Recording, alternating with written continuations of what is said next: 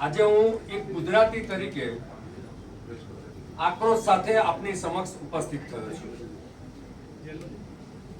ખડગેજીએ જે નિવેદન કર્યું છે એના સંદર્ભમાં દેશ વિદેશના સૌ ગુજરાતીઓ ખૂબ આક્રોશિત છે।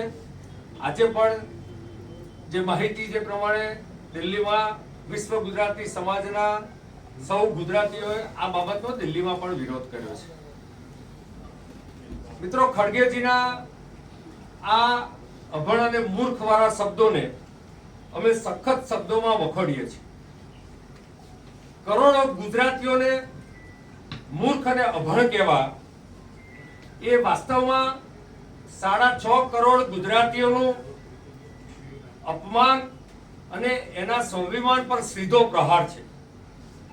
શું કોંગ્રેસને ગુજરાતીઓથી કોઈ વાંધો છે? શું ગુજરાતીઓની મહેનત, બુદ્ધિમત્તા અને દેશ પ્રેમ કોંગ્રેસને દેખાતો નથી? ખડગેજી, આપને ખબર જ હશે કે ગુજરાતની ધરતીએ ગાંધી, સરદાર દયાનંદ સરસ્વતી, કમા મુનશી, ડોક્ટર વિક્રમ સારાભાઈ જેવા સપૂતો આપ્યા છે। એવા જ ગુજરાતના સપૂત નરેન્દ્રભાઈ મોદીજી અને અમિતભાઈ શાહના સેવા અને સમર્પણના ભાવના કારણે વિશ્વની જટિલ પરિસ્થિતિમાં આજે પણ દેશ મજબૂત પરિસ્થિતિમાં ઉભો છે। શું કોંગ્રેસથી આ સહન થતું નથી? જલ બિન મછલીની જેમ 2014 પછી સતત 11-12 વર્ષ સુધી સત્તા વિના તરફડતી કોંગ્રેસ આ જ પ્રકારનો વ્યવહાર કરે એમાં કોઈ અતિશયોક્તિ નથી। મિત્રો, કોંગ્રેસને તો નહેરુજીના સમયમાં પણ સરદાર પટેલનો વાંધો હતો। શ્રીમતી ઇન્દિરાજીને પણ સત્તા વિહોણા કરવામાં ગુજરાતી મોરારજીભાઈ દેસાઈની કામગીરી હતી।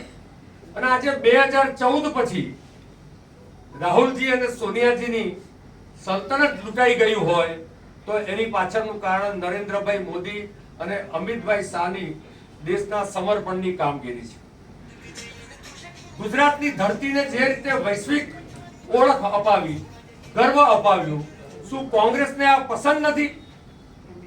શું ખડગેજી, આ જે તમે કેરળની સભામાં વાંચી ગયા એ શું રાહુલ ગાંધીએ લખેલી સ્ક્રિપ્ટ છે? જો હૈયે હોય તેવું ઓઠે આવે એવી ગુજરાતીમાં કહેવત છે।